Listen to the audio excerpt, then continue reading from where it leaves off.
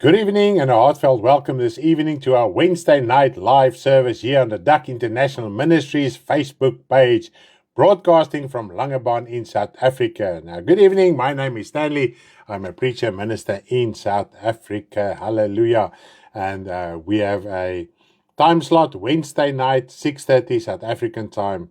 This is our regular Wednesday night slot that we are ministering and preaching the gospel of the Lord Jesus Christ, so that our brothers and sisters in Christ can be admonished, encouraged, be taught regarding the word of truth this evening. So yes, while we are giving the opportunity for everybody to tune in live, please do share the message to your Facebook timeline, to your WhatsApp status. Hallelujah. We are doing it currently, so we are giving you that opportunity as well to share. Hallelujah. And please do share on your WhatsApp status as well.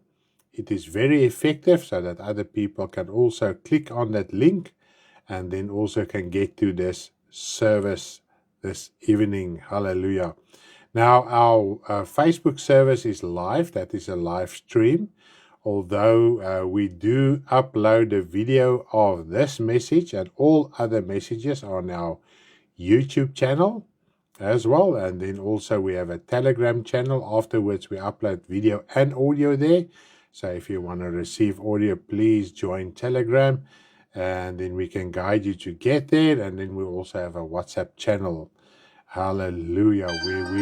I must just get my sound off here. My sound is loud and clear. Okay. Yes.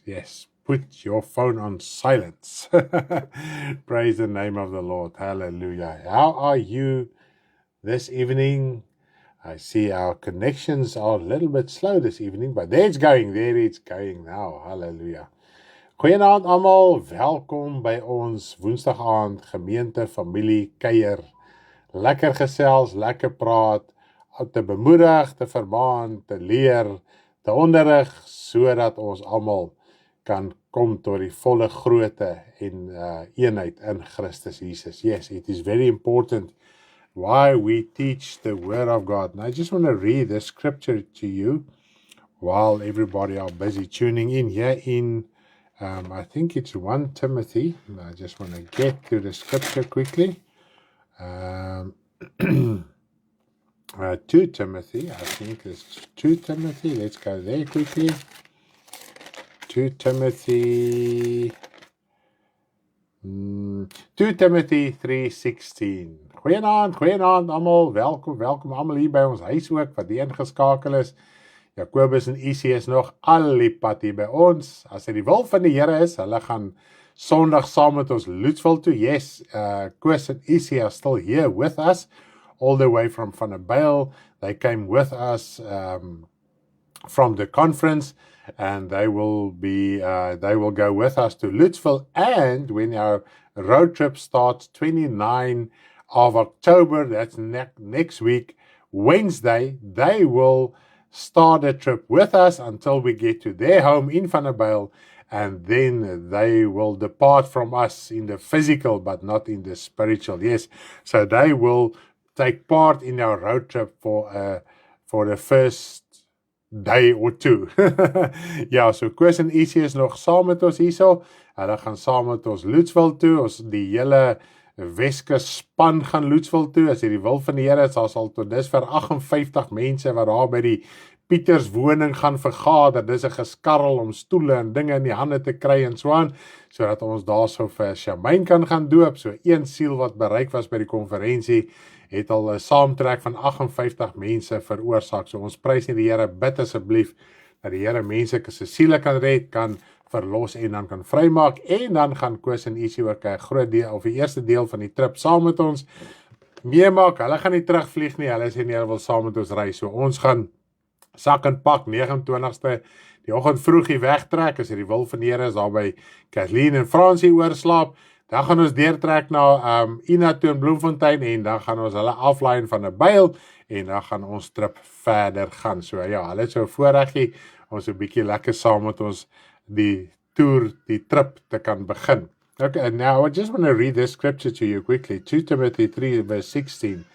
All scripture is given by inspiration of God and is profitable for doctrine and reproof and correction, for instruction in righteousness, that a man of God may be complete, thoroughly equipped for every good work. That is 2 Timothy 3, verses 16 and 17. So here we can see the whole scripture, everything in the Bible, from Genesis till Revelation, is given in by God through the Holy Spirit. Hallelujah. Isn't that amazing? God's Spirit inspired people to write down His will so that we can understand what is His will and that we can learn from it. And not just learn from it, it said it's profitable. So when we think of profit, we usually think in terms of money, monetary profit, but it's profitable for your spiritual well-being, for your soul, for doctrine, that's for teaching, to understand the Word of God in its context, and for reproof and for correction, for instruction in righteousness. Hallelujah. Not just any kind of instruction, not just any kind of correction or reproof, but it all must be according to righteousness. And this evening I'm going to talk about the path of righteousness. But before we are going to get there, let us pray. Hallelujah. And then we are going to talk to each other this evening regarding my topic, Father, lead us not. Heavenly Father, we do thank you for the opportunity once again this evening, the health, the wealth, the means that you have provided and are still busy providing so that we can minister the gospel across the globe, across the entire world, Father. Thank you that you help me, that I can also conduct this sermon this evening in English as well. You know, it's not my first language, and you know, I'm sometimes a little bit uncomfortable, but I pray, Father, that you will please help me so that I can convey this message in a manner worthy of your kingdom, so that we can receive reproof and correction and instruction in all righteousness. Heavenly Father, I do thank you that, Father, for the means that you have provided so that we can go to Lutzville this coming weekend, Sunday morning, if it's your will, 9 o'clock, we will be there to baptize Charmaine and also minister to all those, Father, attending this service. And I do pray that you will please help us and work in the hearts of people so a lot more can come to repentance and give their lives to you, Father, so that they can go to heaven. Father, I also pray so long and with our brothers and sisters that you will help us in our road trip. If your will is with us still, the 29th of October, we will start out here and go to Beaufort West, etc. And I pray, Father, that you will help us and guide us and help us to plan this trip, Father, so that we can get to each and every one as needed, and that your Spirit will be there in your word to encourage us and to help us, to uplift us so that we can understand things regarding your kingdom. I do thank you, Father, for all your help and all the privileges that we have from you. In Jesus' name, amen. Halleluja. Goeienaand vir jou wat jy eerst ingeskakel het. Please do share the message to your Facebook timeline and your WhatsApp status. Now, my topic this evening is Father, lead us not. Now, tonight's topic is based on the model or framework for prayer as taught by Jesus, as was also requested by his disciples in Luke 6, verses 1 to 4. So, and that is generally known as the Lord's Prayer, because Jesus Christ is known as Lord. Lord, in that context, does not mean God at all. Lord means rabbi or master or teacher. So that is why we say the Lord Jesus Christ. It does not reflect the name of the Lord in the Old Testament as God. It says teacher, master, rabbi. That is why we say the Lord Jesus Christ. It does not say the God Jesus Christ, and we must understand that. So that's why we refer to it as the Lord's Prayer, because Jesus Christ, the Lord of Lords, King of Kings, has taught it to us. Now, God the Father has also made Jesus Christ ruler. Ruler means Lord. That's why the Lord Jesus Christ, the ruler, Jesus Christ, by command of his Father, God the Father, who was in heaven all the time when Jesus Christ was on earth. But he was also in his heart, in his soul. Isn't that amazing? And now, God the Father, through Jesus Christ, the same Spirit, just think for a moment on this. The same Spirit that Jesus Christ received, that enlightened him, and by which he communicated to the Father while he was on earth, that same Spirit that raised him from the dead, that same Spirit is in you if you are born again. If you're not born again and you want that Spirit, repent, open your heart, tear your heart open. That God says in the Old Testament, don't tear your clothes, tear your heart. Hallelujah. Open it up to him. He says we must bring we must make an offering of our broken heart. We must sacrifice this broken, sinful heart before him. And we must open and repent and confess our sins. And then we receive the Holy Spirit. Hallelujah. And when you receive the Holy Spirit, it's the same Spirit that raised Jesus from the dead. It's the same Spirit by which Jesus did all the miracles while he was on earth. Just think for a moment on this, okay? And when you receive the Holy Spirit, it is your responsibility. As Jesus took up the responsibility from the Father and he received the Holy Spirit to do everything according to his will, so you receive the same Spirit that instructs you in the same way as he instructed Jesus Christ. The Holy Spirit won't instruct us differently than what he instructed the Lord Jesus Christ. Now ponder on this thought for a while as we are going through this message this evening. Now, what we need to understand about the Lord's Prayer is that it was not meant to be repeated word for word, but to guide us in how to pray. So it just gives us a guidance. It's a model or a framework so that we can understand what we can pray about. And obviously in your personal prayer, if you do pray to the Lord and you will and you might compare it to the Lord's Prayer, you will find that all the elements, the framework as Jesus taught us, is also in your prayer. If you will evaluate your own prayer and compare it to the Lord's Prayer, you will also see all those elements that Jesus taught just quickly on, you will find in your prayer as well. Isn't that amazing? Now let us read the Lord's Prayer. Matthew 6 from verse 19 up verse 13. As I've said, there was another place where the disciples asked Jesus and to teach them to pray, but I'm not going to read that. I'm going to read the Matthew 6 from verse 9 up till verse 13. In this manner, therefore, pray. Our Father in heaven, hallowed be your name. Your kingdom come, your will be done on earth as it is in heaven. Give us this day our daily bread, and forgive us our debts as we forgive our debtors. So here we can see there's a condition regarding forgiveness. And at the end of this, and I'm not going to elaborate too much on it this evening, if we don't forgive others, we won't be forgiven, even if you ask forgiveness, even if you confess your sin.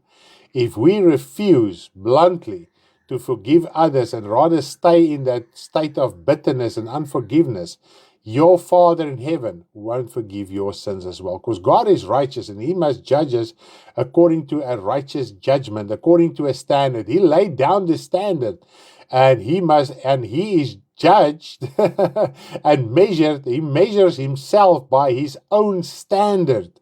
And therefore God cannot deviate from his standard. And that is why it is so important. If you do struggle with bitterness, unforgiveness, don't just ignore it. Go to the Father and confess it. Doesn't matter if it's 20 times a day, 100 times a day. Go and talk it through with your Heavenly Father, because through Jesus Christ, you can receive forgiveness and also deliverance from that bitterness. And I think this evening, at the end of this sermon, I'm gonna help you to understand what it is and how does God lead us, and also in the respect of forgiveness as well. But let us focus on verse 13. And do not lead us into temptation, but deliver us from the evil one. For yours is the kingdom and the power and the glory forever. Amen. Now, I'm not going through the whole prayer in detail, but I will explain verse 13. And do not lead us into temptation, especially that first part of the verse. But actually, the second part explains the first part. But obviously, if you don't understand it, then it might still be confusing. It is as if sometimes what the word says in one place contradicts another place. And I've ministered about 2-3 years ago about contrast in the Bible. Why does the Bible say this and that way? How should we reconcile these two thoughts? And this evening we are going to clarify, and do not lead us into temptation. But it's easy to understand, deliver us from the evil one, but do not lead us into temptation. And if you just read that verse like it is, it would give the idea that God can lead us into temptation, which is actually contrary to the following scripture. Let us go to James 1 verses 13 till 14. You pray, God, do not lead me into temptation. Now, when just reading the scripture on the surface, it might seem like, God can lead me there, but if I'm asking him, he won't lead me there. But let us read James 1 verses 13, verse 14. That sounds on the surface contrary to the scripture in verse 13. Let no one say when he is tempted, I'm tempted by God. For God cannot be tempted by evil, nor does he himself tempt anyone. But each one is tempted when he is drawn away by his own desires and enticed. And here we can see the context of this temptation is regarding sin, to be tempted by sin. Now, we must understand God is holy, and he is, meaning that he is without sin. Holy just means you separate yourself from sin and the things of this world, worldly desires and the things of this world. Now, he knows what sin is, but cannot be tempted by or commit it, so he cannot lead us into sin. And this is the thing, God knows what is sin. God knows what is evil. God knows what is wrong. We also know it. And even if you know what is wrong, it doesn't necessarily mean that you will do the wrong. You might have knowledge of it. Now, God also has knowledge of sin. He knows what is the wrong thing. He knows who is the devil. He knows what the devil is doing. He knows what we are doing, what we are thinking in our heart. What is the inclination of our heart? Why do we think certain things? The purpose of our thoughts. So, die woord van die Here sê vir ons dat God ken selfs die motief, the motive of your heart, the motive of your thought, the motive of your action. Okay? Ons kan mense 'n rad voor die oë draai, maar ons kan God nie 'n rad voor die oë draai nie, want hy ken ons diepste motief. Is dit nie so nie? Now let's look at a basic explanation of this one sentence or half of the sentence in verse 13. In principle, we ask God to lead us away from the temptation of sin. So God won't lead you into temptation. In other words, temptations, it's all around us, and God knows that. God knows you are in temptation every single second of the day. Whether the temptation is in the palm of your hand or wherever you go, temptations are there. At your workplace, the temptations are there. If you're just driving on the road, the temptations are there. Okay, so when you pray, Lord, don't lead me into temptation, you are actually asking God to lead you away and guide you away from the temptation. Okay, I think we can understand it, we can grasp it, because God cannot lead you in there, but you are every day in a situation of temptations. And when you ask the Father, don't lead me not into temptation, you actually are asking the Father, lead me away from the temptation that are around me or maybe just ahead of me. Okay. Now this agrees what Jesus prayed in his prayer in John 17. Now John 17 is an absolute amazing chapter. This is exactly how Jesus prayed. So if you want to know how Jesus prayed, go and read John 17. I'm not going to read everything to you. I'm just going to pick out a few verses so that is relevant to our topic this evening. Let's read John 17 verse 15. John 17 verse 15. I do not pray. Ek sien Paula, dankie dat jy verstaan. Verstaan julle almal, maak dit sin. Maak dit sin. So wanneer jy sê, Here, lei my nie in versoeking, is dit meer 'n kwessie van Here, lei my weg van die versoeking. Okay? En ons gaan by die punt uitkom hoe dit gebeur. Alright. Want ek weet op hierdie stadium is daar vrae. Maar hou net, soos hulle sê, hold your horses, we'll get there. Okay. We take it step by step. God gee nog voor ons vra. Ja, God gee nog voor ons vra. Prys die Here, maar is dit sê ons moet hom nie vra nie, want deur om te vra bly ons osself verneder voor die kragtige hand van die Here, en as ons dit doen, dan voorsien hy. Amen. John 17 verses 15. I do not pray that you should take them out of the world. This whole world is in the sway, in the grip of the evil one. The word of God says this world, Satan is the God of this world. Okay? So, Satan, that is the God of the world, means temptations are every day there. It is every minute, every second, it is there. Now, we must pray, Father, lead us away from this temptation. Now, Jesus Christ says, Lord, I do not pray that you will take them out of the world, that you will take them out of temptation. Okay? But that you should keep them from the evil one, so that you will lead them away from the evil one. All right? Just this verse alone, just to throw it in as a quick thought, just this verse alone, I think is absolutely clear. There is no such thing as a silent rapture before trouble or tribulation, or before the evil one. Who is the evil one? It's the devil himself. It is the Antichrist that are ruling this world through his devilish spirit, and also he's also in the Christian church that has fallen away, and that is the false prophet beast. Okay, just a quick end time teaching there. Now, where does God lead us when he is leading us away from temptation? Because Jesus Christ is Lord, but you should keep him from the evil one. Lead him away from the evil one. Lead him away from the temptation. Where does the temptations come from? From the tempter. And who is the tempter? The devil and his demonic beings through his demonic spirit, etc., etc. I think we do get the picture there. Hallelujah. Now, when I thought of that, Lord, now, but where are you leading us? Immediately, I was thinking of Psalm 23, verses 1 up till verse 3. Let us read there. Psalm 23, verses 1 up till 3. Where is the Lord leading us to, and how does he do that? Okay. The Lord is my shepherd. I shall not want. So, if the Lord is your shepherd, you are like a sheep. Okay. And Jesus Christ also said that he's our shepherd and he leads us, and Jesus leads us as the Father leads him. Okay, amen. We must just understand that as well. He makes me lie down in green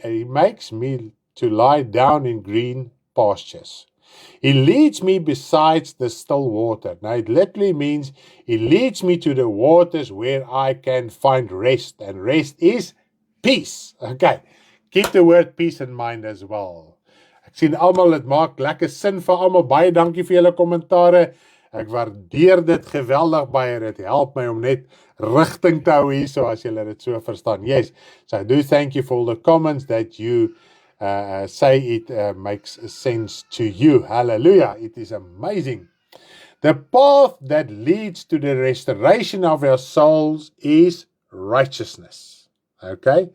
He leads me in the path of righteousness. No, I didn't read verse 3. He restores my soul. He restores my soul.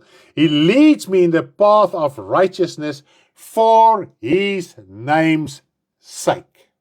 So the path that he leads us to restore our souls is righteousness. Okay? And a path is a place where you start walking on that lead and guide you. Okay? And that is for his name's sake, not for your name's sake. It's for the sake of the Father and of the Son. Hallelujah. God is holy, therefore his righteousness is also holy. That is just logical. Because Jesus Christ was holy and is holy still.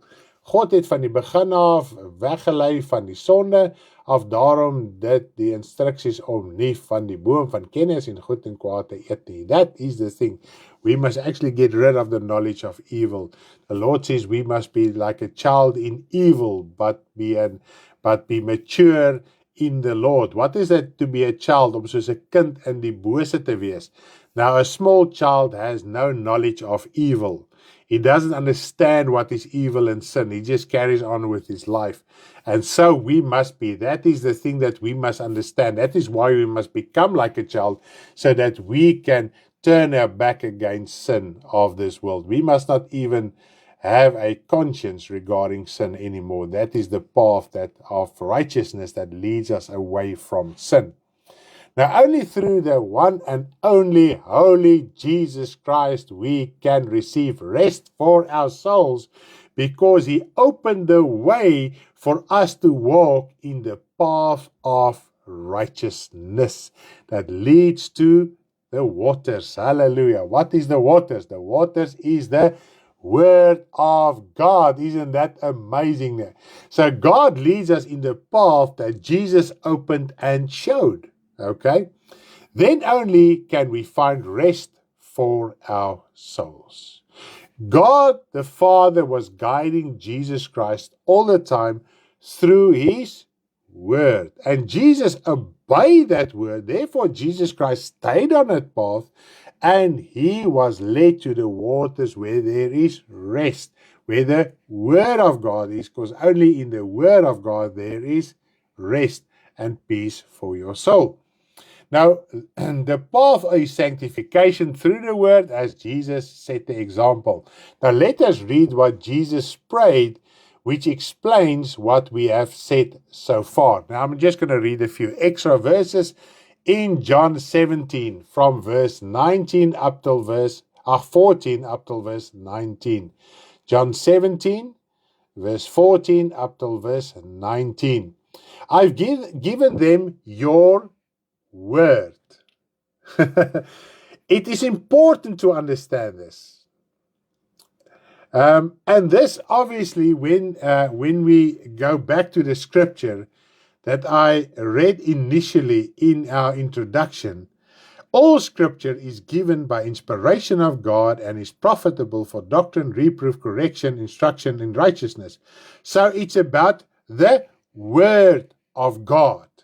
This is first and foremost in our spiritual life. We want to deviate from the word of God.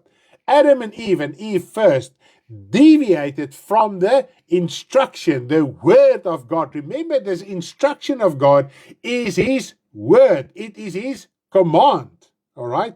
So Eve was tempted and she went astray. She deviated. She decided not to obey the word that God spoke to her in the beginning.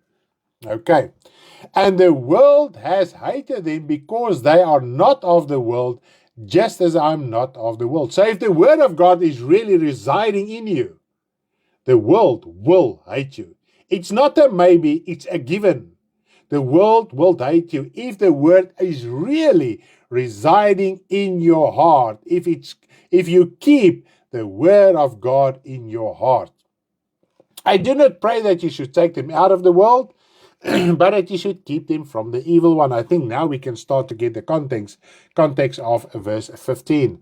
They are not of the world, just as I am not of the world. Why was Jesus Christ not of the world? He obeyed God's word. I've given them your word. Jesus said, I've given them your word, Father. Sanctify them by your truth. What is that truth? Your word is truth. So the word that comes from the Father, which Jesus Christ taught, that is the truth. And that is the beginning and the end of God's truth. We cannot add to God's word. We cannot take away from God's word. If we do that, it will not be the word of truth anymore. And Jesus Christ did not add to the Father's word. He didn't take away from the Father's word. Therefore, he said, but the words I speak is spirit and life. It is the word of truth that can set your soul free if you take it, if you open your heart for it, and you live according to that. As you sent me into the world, I also have sent them into the world. Think for one moment. The Father sent Jesus Christ in the world, and Jesus Christ said that I received a command from the Father to lay down my life. Now Jesus Christ said, the same way as the Father have sent me, I'm sending you to lay down your life, to go through persecutions, to go through tribulations, to go through trouble. For what? For the sake of God's kingdom, not for the sake of your own hard-headedness, for the sake of God's kingdom, not for the sake of your own rebellion against the word of God. But if you are willing to open your heart and receive and take your responsibility and understand what the word of God is about, then you will understand, as Jesus Christ said here, as he was sent, so we are sent as well. There's no difference between the calling of Jesus Christ and us. And we want to make a difference. And we cannot separate Jesus Christ's calling from our calling. The only difference of the calling of Jesus Christ, he could have died so that through him we can receive deliverance. And let us read verse 19 regarding this. And for their sakes I sanctified myself, that they also may be sanctified by the truth. And what is the truth? The word of God, nothing else. We want sanctification, we want holiness in all other places except by reading, understanding, and acting upon the word of God.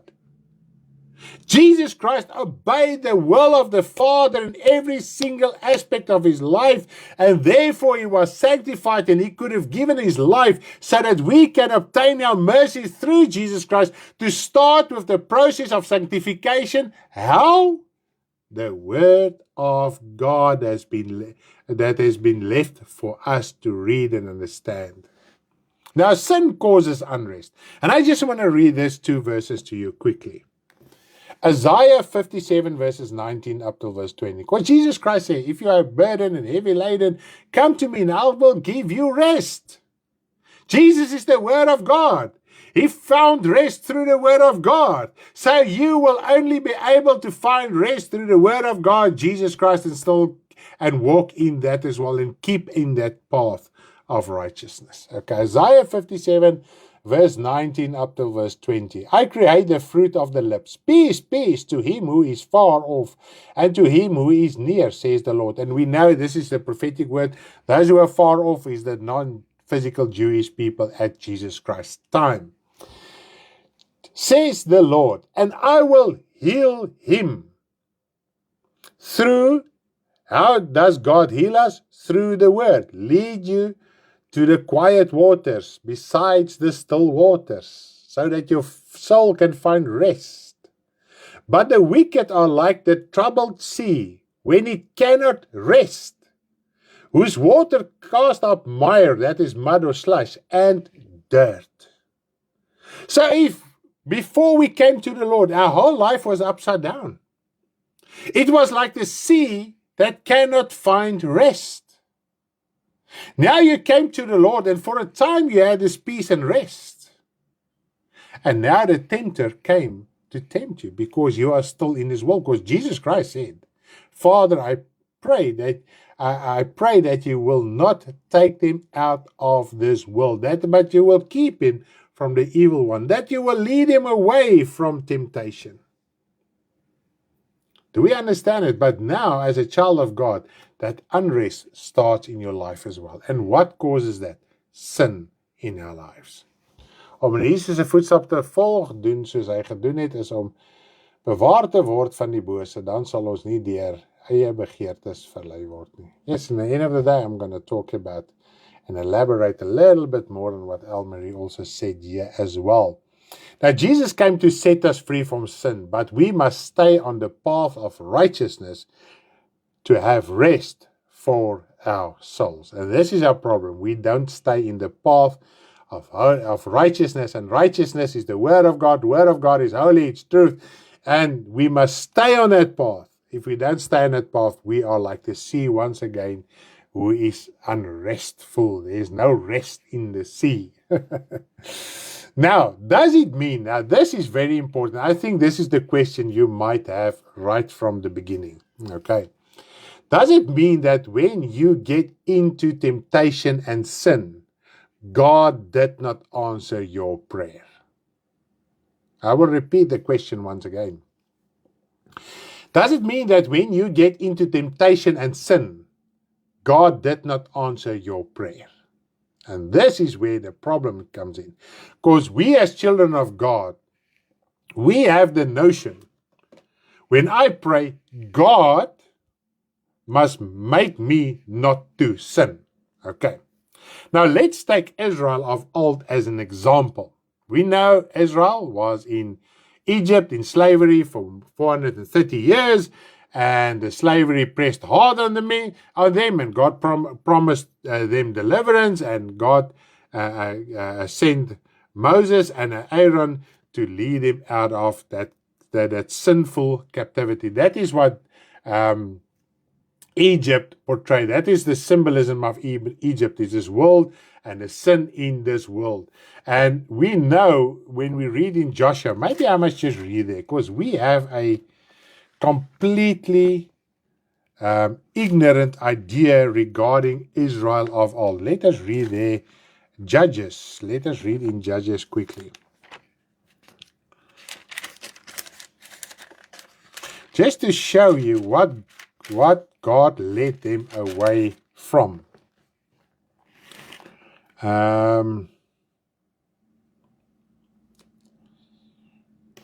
I just need to get my Afrikaans Bible, because I made a note in my Afrikaans Bible so that I can just read it to you in English as well.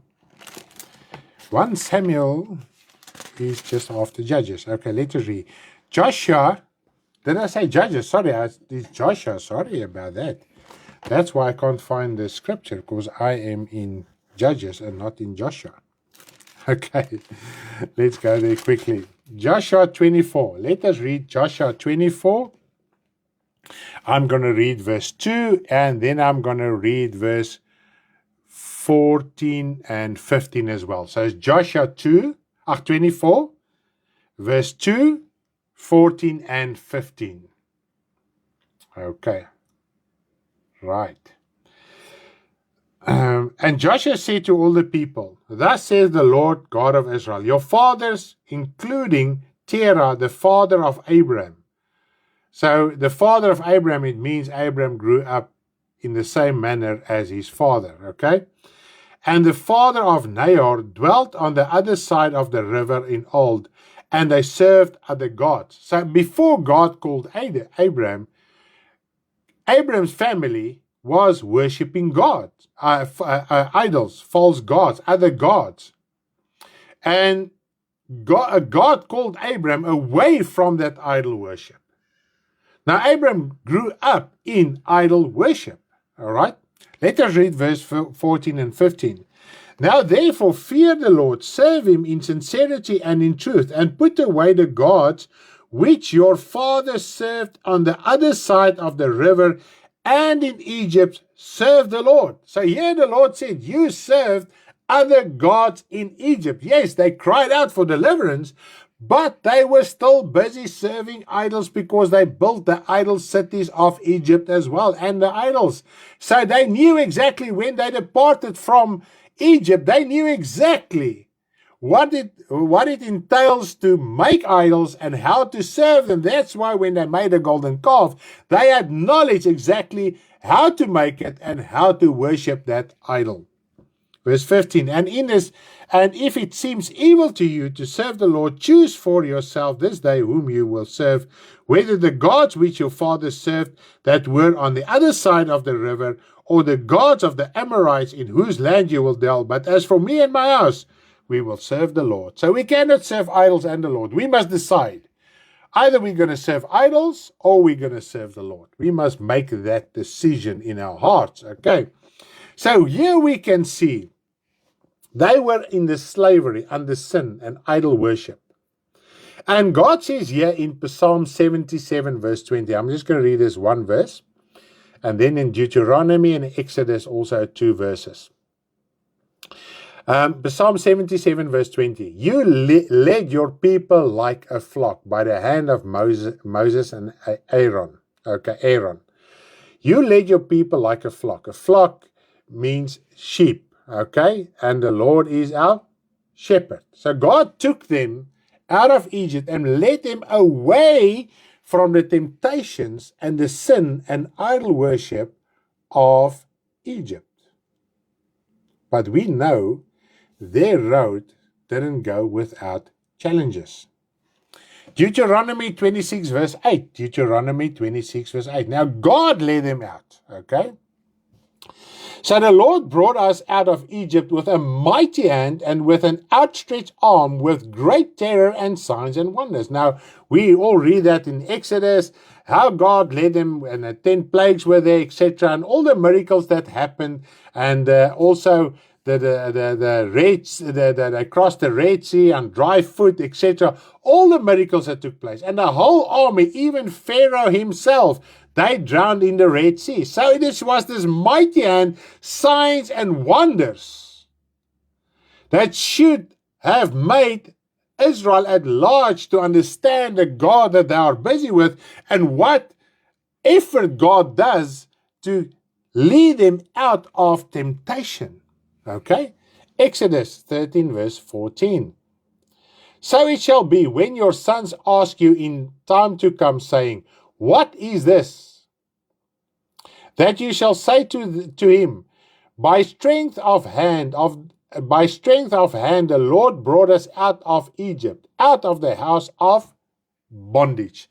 Sin keeps us in bondage. Okay? Sonde veroorsaak onrus. Ons is soos hierdie onstuimige see. Ons is in gevangenskap. Sonde hou ons in gevangenskap om die sonde te bly doen sodat ons nie moet hemel toe gaan nie. Now Jesus Christ came to deliver us from the bondage of sin that keeps us from the glory of God's heaven, the spiritual freedom of God's heaven. Okay? So this is the purpose of sin, of the temptations, is so that you can be trapped and stay in that sin and therefore in bondage. And here God demonstrated in the Old Testament on a physical way what Jesus Christ would come and do. Now God took Israel by the hand and led them. Even so, Israel at large rebelled against God and served the idols. Think for one moment.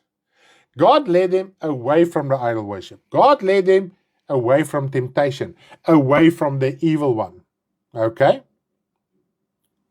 But still, the majority rebelled and served idols. We just read it in Joshua. God never led them to sinful things to test them. God never led them to another country that is doing sin to go and test them, or another nation. Instead, he led them to the promised land of rest, away from the slavery and sin of Egypt. So Canaan was this land of promise.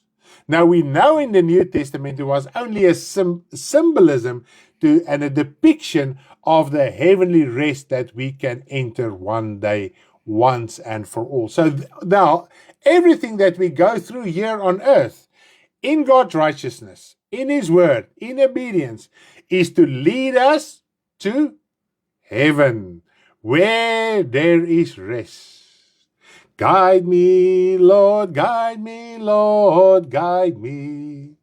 Guide me to the waters, where the rest is, like a tree that is planted by the waters, that yields the fruit of the Father at the right time. Oh, guide me, Lord, guide me, Lord, guide me.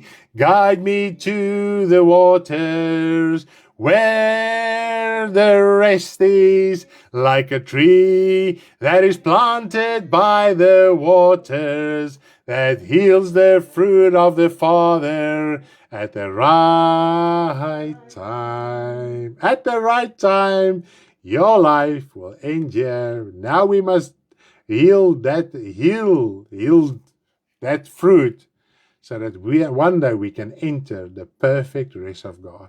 But you can experience that rest and peace already here now on earth. But on a daily basis, temptation and sin causes unrest. And therefore, we have Jesus Christ as mediator that went through the exact same things as you did, who had the exact same calling as you have, so that He can help you and assist you to stay in that rest, even if there is temptations. Amen. Hallelujah. It's not the end of my message. This process was full of challenges. And we know they went 40 years through the desert. It was full of challenges. Now let's read about these challenges. Okay. Deuteronomy 8 verses 2 up till verse 3. Deuteronomy 8. Where's 8? There's 8. Verses 2 up till verse 3. And you shall remember that the Lord your God led you all the way these 40 years in the wilderness. This world is also the wilderness. It is a wilderness.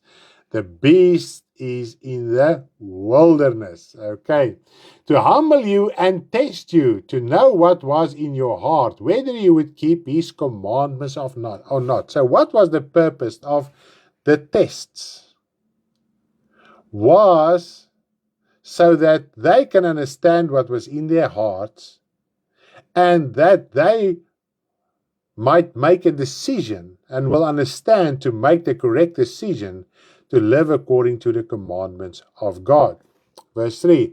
So He humbled you, allowed you to hunger, and fed you with manna which you did not know, nor did your fathers know, that He might make you know that man shall not live by bread alone, but man lives by every word that proceeds from the mouth of the Lord. This agrees 100% at what we have discussed so far, even the Lord's Prayer and when Jesus Christ prayed in John 17. Now, circumstances like hunger and thirst are not sinful situations as it gets preached in the Christian church nowadays, or things that can bring a divide between us and God. When we read here we are all well acquainted with the scripture in Romans, where it says nothing can separate you from the love of God. Let me see if I can find it quickly, because the list, how it is set out, is so amazing. Nothing can separate you from the love of God. Isn't that amazing? Let me see if I can get to it quickly. Where are we now? Praise the name of the Lord. Nothing can separate you from the love of God. Not sword, nor hunger, nothing can do it. So there's no any carnal thing that can separate us from the love of God. So here we read it in Romans 8, Romans 8, I just want to see from which verse. Let us just read verse 35. Romans 8, verse 35. Who shall separate us from the love of Christ? Shall tribulation or distress or persecution or famine or nakedness or peril or sword? I'm going to read verse 36 and verse 37 as well, and verse 88 up till verse 39. Sorry. So I'm going to read up till verse 39. As it is written, for your sake we were killed all day long. We are accounted as sheep for the slaughter. So here Paul writes how they were killed, and they were never physically killed until the day that God appointed. But they were killed every day, so they experienced that persecution, that humiliation every day for the sake of God's kingdom, for the sake of the gospel. Yet in all these things, we are more than conquerors. In all these things, not raptured away from these things. In all these things, Father, I pray that you will not take them out of this world, but that you will deliver them from the evil one, that you will lead them away from temptation.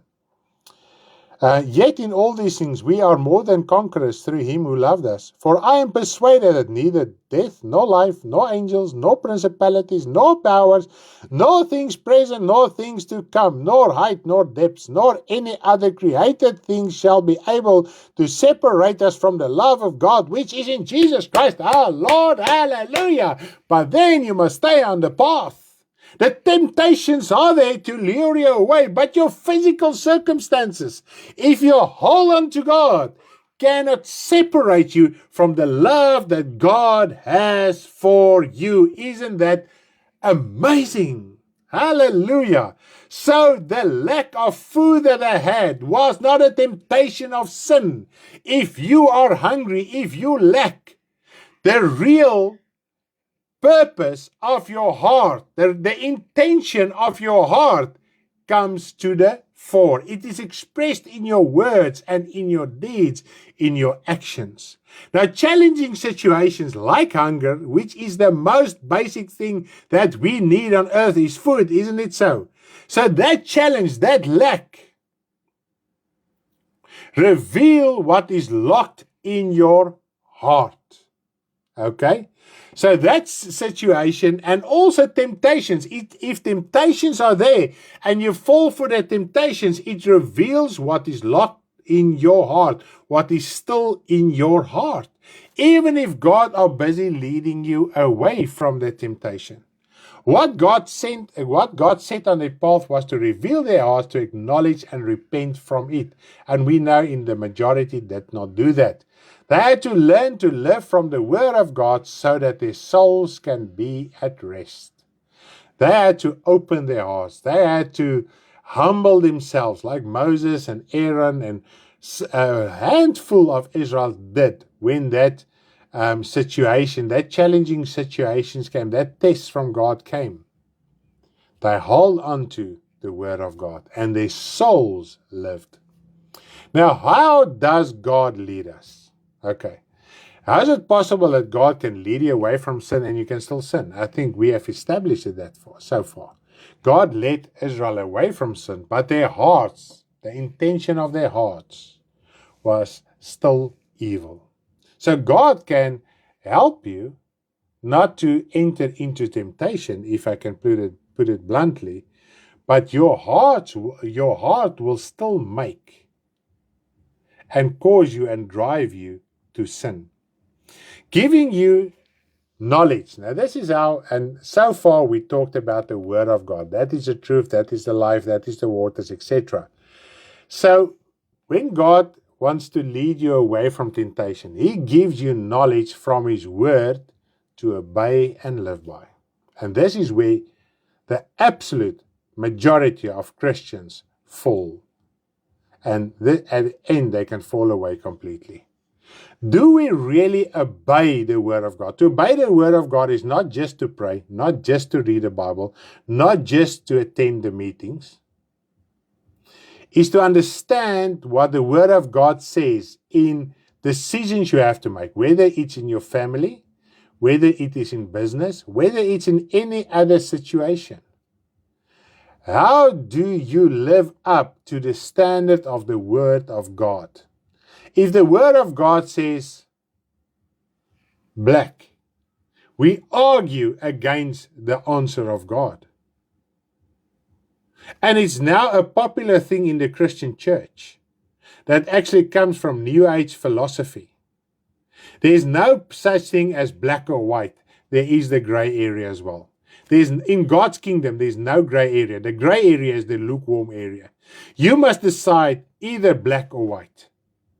And you will reap the benefits of both your decisions. You can decide where do you want your benefit to be. Okay? Now, there are a lot of things we do that are not necessarily sin. There's a lot of things that you do, maybe a hobby or whatever the case might be. That is not, the act of that is not sin. But it puts you in a compromising position. Now, God advises through His Word to abstain from things that compromises your spiritual well-being.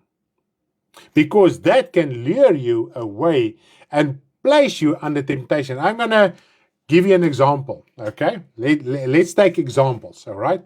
The Word of God says, and let me read here quickly. Just one verse quickly here in Psalm. Where is Psalm? Psalm 1. Psalm 1. Psalm 1, verse 1. Psalm 1, verse 1. I'm first going to read verse 1. Blessed is the man who walks not in the counsel of the ungodly, nor stands in the path of sinners, nor sits in the seats of the scornful. Okay. Now, what does this one verse mean to us in our daily life? Okay. Now you are sitting in front of the TV. Most don't even have a TV anymore or on the cell phone. Okay. Doesn't matter. Just get my drift here. Okay. You switch on the TV to watch the news and the weather. But a few minutes before the news and the weather starts, there's something else. So by switching on that television, you put yourself in a compromising position to watch things there that might fit in with what the Word of God is telling us. You don't sit in the counsel of the ungodly. Now you're watching the news. Who is presenting the news? A born-again child from God that says, God has said to me, He revealed to me this and this and this and this. No. It's ungodly people, and we as children of God argue like the world. We must know what is going on in the world. You must not know what is going on in the world. You must know what's going on in God's kingdom so that you can tell the world to repent so that they can get also out of the knowledge of this sinful world. Because we are so one with the world. And this is what God revealed to Israel through their tests. Because God cannot tempt them with sin. He tested them to break the bondage and the unity they had with Egypt. For 430 years, Israel bonded with idol worship. They became one with sin. Now God led them out of sin, away from temptation.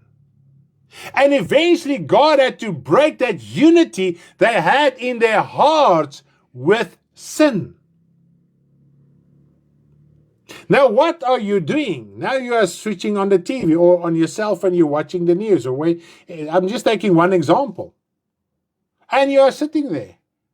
Are you going to switch off? First of all, you say for instance the news is 5 minutes, 10 minutes, 20 minutes. In 20 minutes, you sat in the counsel of the ungodly.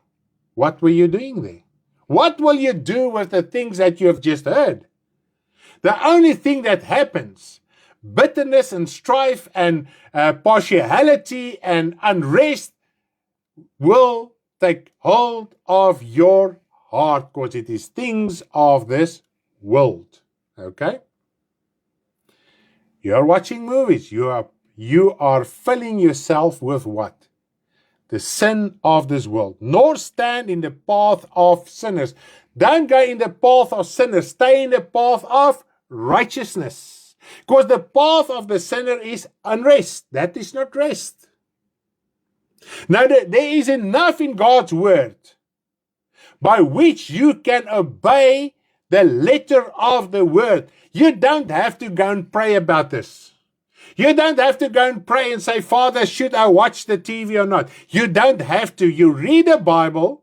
And because we sit hours and hours busy with the things of this world, we don't know what the Bible says. And even if we do receive a sermon regarding the things of the Bible, we are so full of the world, we reject it even before it gets to our heart. Satan, the tempter, comes with criticism, with jealousy, with rebellion, with bitterness, and take that seed away, the seed of the Word of God that are there to guide you to rest, to put you on the path of righteousness.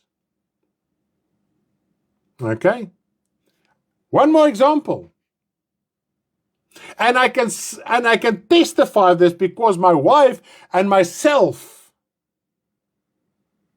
has disobeyed the following scripture in the Word of God. And I can tell you, up till this day, we take the lashes of that one decision we made contrary to God's word. And there I realized that every single word of God is yea and amen. It's not a question, I will pray about it. You read it and you do it. You don't have to go and fast and pray to say, Lord, should I now do this or should I not do it? If the Lord says yea, it's yea. If it says it's nay, it's nay. And that is what it says. Your word should also be like that. Because more than that is from the evil. We don't want to say yea, and we don't want to say nay. We don't want to say yes and no. We want to compromise. We want to talk together. We want to be a busybody. We want to pick our nose in other people's business.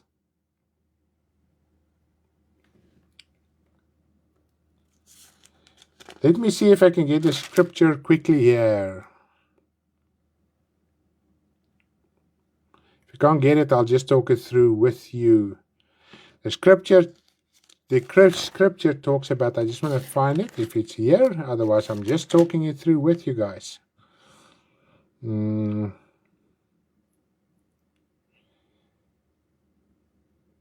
Okay, I'm just going to talk it through. I can't find the scripture right now.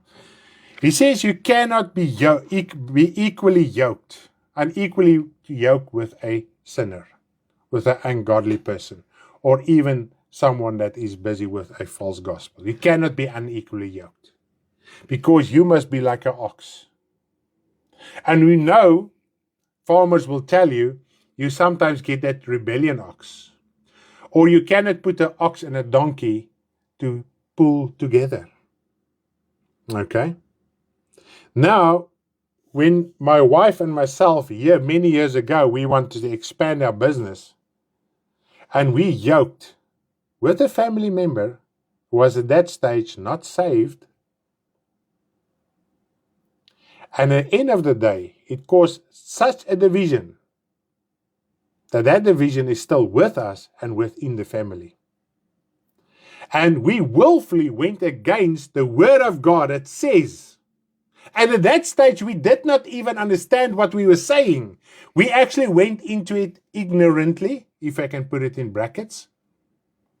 But still, you knew in your heart, although the scripture was not that clear to us, we knew in our heart, this is not the right thing. Karen even got a dream, and we went contrary to the dream.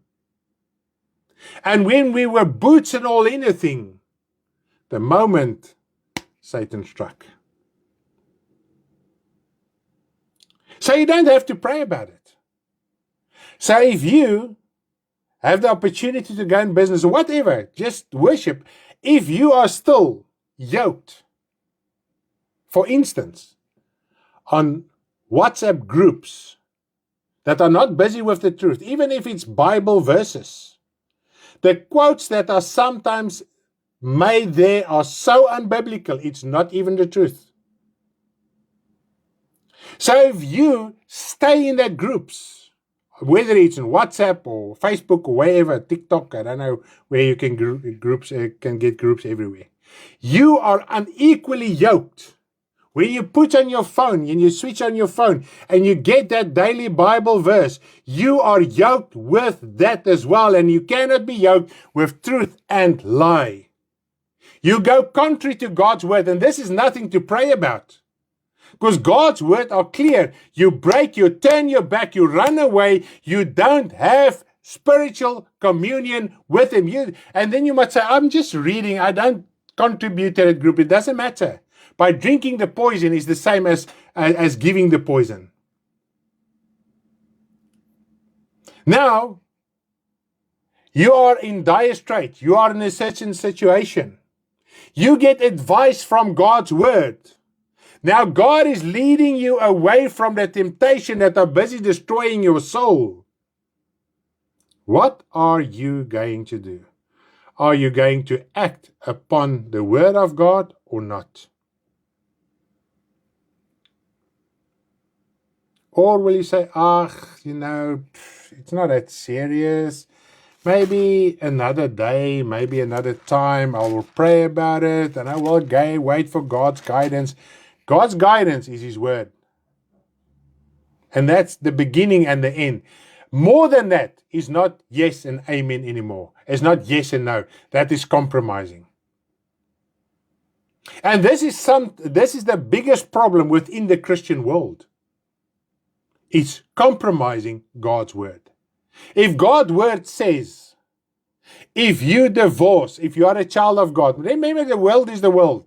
Doesn't matter what sin the world does, they are lost because they are not born again, not because of the sin they are doing. Okay? You as a child of God, you want to divorce. You know the Bible says you're not allowed to divorce, otherwise you're committing adultery. Now you divorce, you go contrary to God's word. Now their whole life falls apart. Now what must I do now? We also always get a question once people are in trouble. And the beauty of everything is, most people knew exactly the decision they are going to make is contrary to God's will. You are living in adultery if it wasn't for because of adultery that you got divorced. And if you remarry while your first partner is still living, you are living in adultery. There's no arguments beyond that. That is adultery. Stanley, now what must I do? First of all, you should not have done what you have done in the beginning. There's no advice after that. There's a direct instruction from God's word. That's why your life is still upside down. How many times a day and a week do we make decisions contrary to God's word? One more example. Don't forsake the assembling of the saints together. You don't have to pray to attend our prayer meeting on a Sunday. You don't have to pray about it. And we know we are going on a road trip, so that won't be possible every Sunday anymore. And we are not willfully doing it. We might just be at people ministering to them. Okay. So if the situation are there, we won't do. Ons sal nie die bidtiere afstel as gevolg van ons wil net lekker rus nie. Dis 'n geldige rede hoekom ons dit sal doen. But why do we do that? We don't have to pray about it. We don't have to redeneer with it. We don't have to argue about it. Okay? So there's a lot of things in your life today that God has spoken to you either personally through the word or the ministry of the word or someone that came and gave you advice according to the word of God of truth. Okay? And you rejected it. And that's why your life is still what it is. Not that your life will be without trouble and tribulation and temptations. That will never cease. Jesus Christ even said it. But that inner peace that you long for, that is gone. And God wants to restore that. Let us go and confess our willful disobedience against the word of God, because there's no other advice. I cannot prophesy things to you that are contrary to God's word. And this is what the scripture in Micah 3 verses 11 reveals. Let us read just this verse as a conclusion thought to my sermon this evening. Micah 3 verses 11. Everyone knows Micah 4 about the tithes, but few know Micah 3 verses 11. Micah 3 verses 11. Her heads judge for a bribe. That is for wages, for a pay.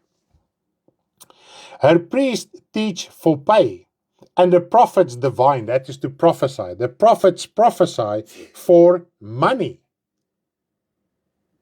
Do we see that resonating in our Christian church? Do we see that replaying in our Christian world? This is what the word of God says. Nothing that is there is new. It was there already. And it's got nothing to do with physical cars and stuff. It's about what man thinks in his heart and the sin that he's doing. Yet, now this is absolutely mind-blowing. Yet they lean on the Lord and say, they lean on the Lord.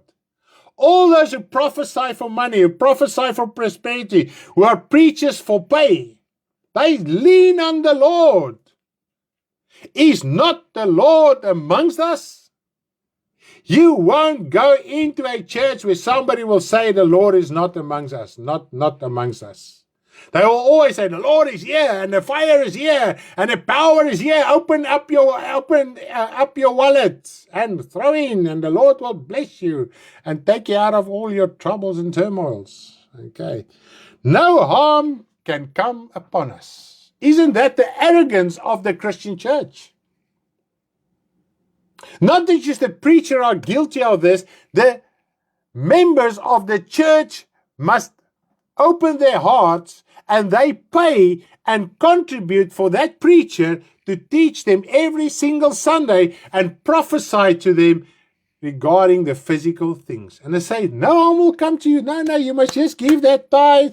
The locust and everything, the Lord will just wipe it away from you. Look at my prosperity. I don't have any lack anymore. Look how God is with me. And then they just flash all their wealthy material. And we can point fingers now. But are you still connected to that? And this is what we must sort out in our hearts.